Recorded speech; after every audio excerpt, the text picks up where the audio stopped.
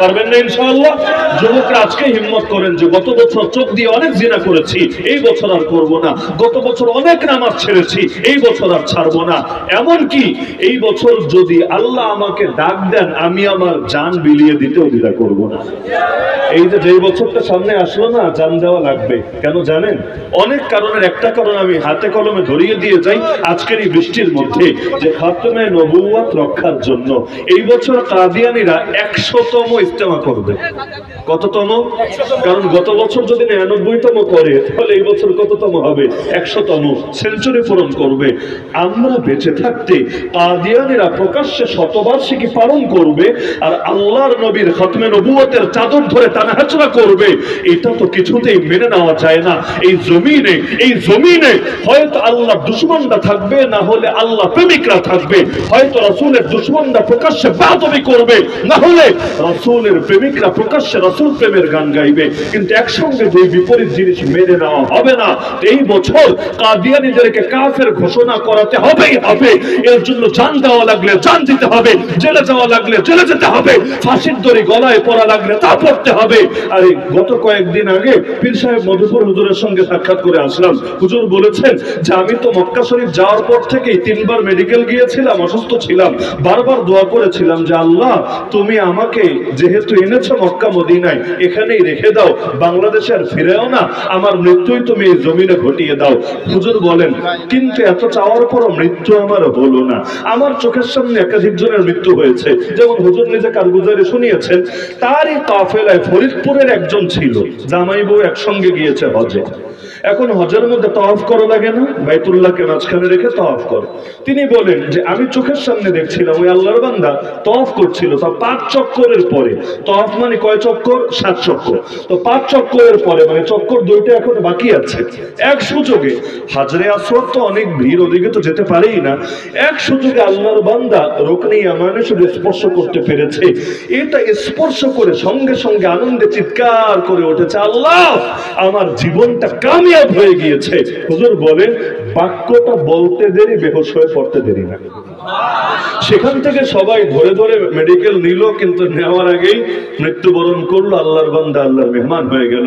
হুজুর বলেন এগুলো দেখতাম আর আফসোস করতাম যে এই বুড়ারেও আল্লাহ যদি এই পবিত্র জমিনে রেখে দিত, আমার কবরটাও যদি মক্কা মদিনার মধ্যে হতো। কিন্তু বলেন যখন সফর শেষ হয়ে যাচ্ছিল তবুও মৃত্যু হচ্ছিল না, তো তখন দিল সাক্ষ্য দিচ্ছিল মনে হয় কিছু কাজ এখনো বাকি আছে, আল্লাহ আরো কিছু কাজের জন্য হায়াতটা বাকি রেখেছেন। তো হযরত নিজে বলেছেন যে রওজায়ে আতহারকে সামনে রেখে আল্লাহ রাসূল সাল্লাল্লাহু আলাইহি ওয়াসাল্লামকে বলে এসেছি যে ইয়া রাসূলুল্লাহ আপনাকে সাক্ষ্য রেখে বলে যাচ্ছি ইনশাআল্লাহ সুম্মা ইনশাআল্লাহ আমার জান দিয়ে হলেও আগামী বছর সফরের আগে, কারণ হুজুর এই বছর 49তম হজ করে এসেছেন, মানে আগামী বছর 50তম হজ করবেন। বাংলার জমিনে এমন দ্বিতীয় কপালওয়ালা কেউ আছে কিনা আমার জানা নাই যে 49 বছর শেষ করে সামনে 50-এর অপেক্ষায়। আর করোনার কারণে গ্যাপ না পড়লে 50 আরো আগেই শেষ হতো। তো হুজুর বলেন যে আমি রাসূলকে রওজায়ে আতহারের সামনে বলে এসেছি যে আল্লাহ ইয়া রাসূলুল্লাহ আগামী বছরের আগেই যাতে সুসংবাদ নিয়ে আসতে পারি যে আমরা বাংলার জমিনে আপনার ইজ্জতকে হেফাজত করতে পেরেছি, কাদিয়ানীদেরকে কাফের ঘোষণা করতে সক্ষম হয়েছে। তাহলে এই 1446 যে বছরটা শুরু হলো, অনেক কাজের একটা কাজ কিন্তু এটাও, আর মাথায় রাখবেন রক্ত দেওয়া ছাড়া কখনো সফলতা আসবে না। অন্যান্য জমিন যেখানে যেখানে কাদিয়ানীদেরকে কাফের ঘোষণা করা হয়েছে রক্ত দেওয়া ছাড়া হয় নাই, রক্তের দ্বারাই হয়েছে। ইসলাম নামক বৃক্ষের গোড়ায় পানি নয় বরং রক্ত ঢালতে হয়। শাইখুল হাদিস আল্লামা আজিজুল হক রাহমাতুল্লাহ আলাইহি স্বর্ণের অক্ষরে লিখে রাখার বাণী। সুতরাং প্রত্যেকে হিম্মত করেন যে এই বছর আমাদের রক্ত দিয়ে হলেও খাতমে নবুয়তকে হেফাজত করব। পারবেন তো ইনশাআল্লাহ? দ্বিতীয় হিম্মত হবে আজকের এই তারিখে পহেলা মুহররম আমিরুল মুমিনিন খলিফাতুল মুসলিমিন ওমর রাদিয়াল্লাহু আনহুকে যদি শহীদ করা হতে পারে, তো কেমন শাহাদাত যে নিজে চেয়েছেন লম্বা হায়াত পেতে আর এমনি একজন এসে মেরে দিয়েছে, বিষয়টা এমন না। সহিহ বুখারীর কিতাবুল জিহাদ খুললেই দেখবেন ওমর দোয়া করতেন আল্লাহর কাছে, ওয়াকাল ওমর আল্লাহুম্মা রযুকনি শাহাদাতান ফি সাবিলিক, হে আল্লাহ আপনার রাস্তায় আমাকে শহীদের মৃত্যু দান করেন। তো ওমরের জীবনের চাইতে তো আমার জীবন আপনার জীবন কারো জীবন বেশি দামি না। সে ওমর যদি আল্লাহর কাছে চেয়ে নিতে পারেন যে আল্লাহ আমাকে শাহাদাত দান করেন, আমরা কোন দুঃখে এই পবিত্র জিনিস চাইবো না? আরে শাহাদাতের জন্য কপাল লাগে, কপাল ছাড়া এটা নসিবে জোটে না।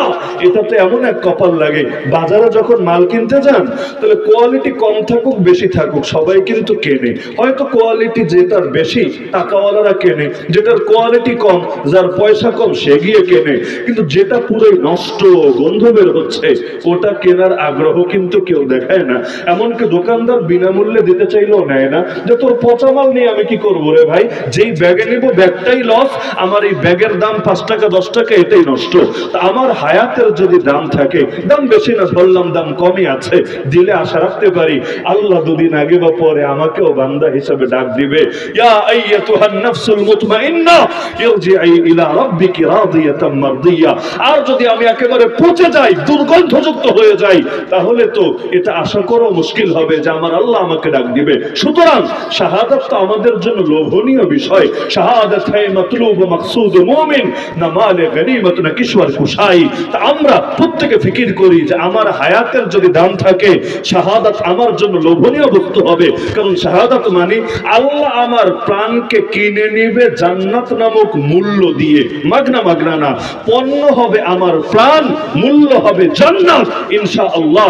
যার কারণে শহীদের রক্তের প্রথম ফোঁটা মাটিতে পড়ার আগেই রব্বুল আলামিন তার অতীতের সব পাপ মাফ করে দেন, এমনকি তার রূহটাকে নিয়ে জান্নাতের সবুজ পাখির ভেতর ঢুকিয়ে দেন। সুতরাং শাহাদাতে কোনো ভয় আছে? শাহাদাত নিয়ে টেনশনের কোনো কারণ আছে?